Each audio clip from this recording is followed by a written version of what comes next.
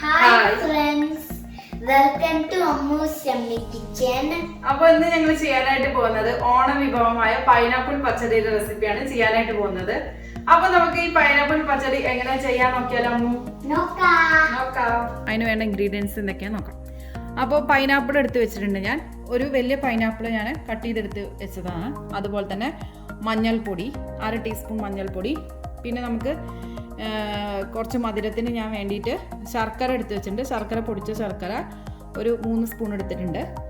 പിന്നെ നമുക്ക് വേണ്ടത് 1 കപ്പ് തേങ്ങ, അതുപോലെ തന്നെ ഒരു 1/2 കപ്പ് തൈര്, പിന്നെ 1/2 ടീസ്പൂൺ ജീരകം, ഒരു പച്ചമുളക്, പിന്നെ നമുക്ക് ലാസ്റ്റ് താളിക്കാൻ കുറച്ച് കറിവേപ്പിലയും അതുപോലെ തന്നെ മസ്റ്റാർഡും അതുപോലെ തന്നെ വറ്റൽമുളകും എടുത്തിട്ടുണ്ട്. അപ്പോൾ നമുക്ക് ഇത്ര ഇൻഗ്രീഡിയൻസ് വെച്ചിട്ട് എങ്ങനെ പൈനാപ്പിൾ പച്ചടി ചെയ്യാൻ നോക്കാം. ഞാൻ ഒരു പാന് അടുപ്പത്ത് വെച്ചിട്ടുണ്ട്.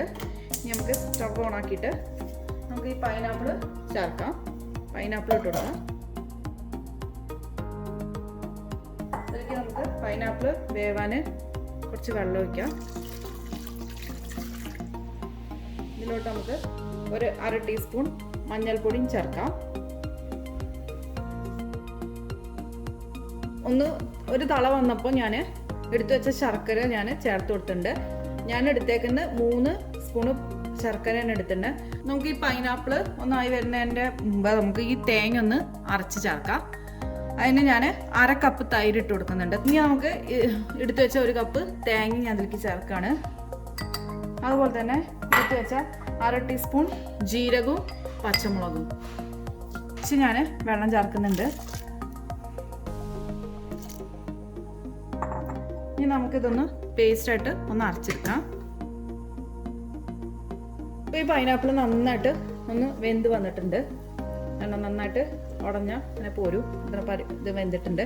ഇനി നമുക്ക് നേരത്തെ അരച്ച് വെച്ച അരപ്പ് ഇതിലേക്ക് ഒഴിക്കാം. ഇത് ഒന്നുകൂടി ഒന്ന് അടച്ചു വെച്ചിട്ട് ഒന്ന് വേവിച്ചെടുക്കാം. ഇനി നമുക്കിത് തുറന്നു നോക്കാം. തള വന്നോ നോക്കാം. നന്നായിട്ട് ഇത് തിളച്ചുന്നുണ്ട്. ഇനി നമുക്കിത് സ്റ്റവ് ഓഫാക്കി ഇനി നമുക്ക് ലാസ്റ്റ് ഇതിലോട്ട് താളിച്ച് ചേർക്കണം. ഇപ്പം ഞാൻ ഇത് അടച്ചു വെക്കുകയാണ്. ഇനി നമുക്ക് താളിച്ച് ചേർക്കാനുള്ളത് നോക്കാം. ഇനി നമുക്ക് ഈ താളിച്ചത് നമുക്ക് ഇതിലേക്ക് ചേർത്ത് കൊടുക്കാം. അപ്പോൾ ഇത്രേ ഉള്ളൂ. അപ്പോൾ നമ്മളെ പൈനാപ്പിൾ പച്ചടി റെഡി ആയിട്ടുണ്ട്. ഇനി നമുക്കിത് സർവിങ് പ്ലേറ്റിലേക്ക് മാറ്റാം. അപ്പോൾ നമ്മൾ ഈസി ആയിട്ടുള്ള പൈനാപ്പിൾ പച്ചടി വരെ റെഡി ആയിട്ടുണ്ട്. അപ്പോൾ നിങ്ങൾക്ക് എൻ്റെ വീഡിയോ ഇഷ്ടപ്പെടുകയാണെങ്കിൽ തീർച്ചയായിട്ടും ഷെയർ ചെയ്യാനും ലൈക്ക് ചെയ്യാനും കമൻറ്റ് ചെയ്യാനൊന്നും മറക്കരുത്. അതുപോലെ തന്നെ ആദ്യമായിട്ടാണ് എൻ്റെ വീഡിയോസ് കാണുന്നതെങ്കിൽ സബ്സ്ക്രൈബ് ചെയ്യാൻ മറക്കരുത്. അപ്പോൾ നല്ലൊരു വീഡിയോ ആയിട്ട് വരുന്നതായിരിക്കും. Bye. Thank you for watching Ammu's yummy kitchen.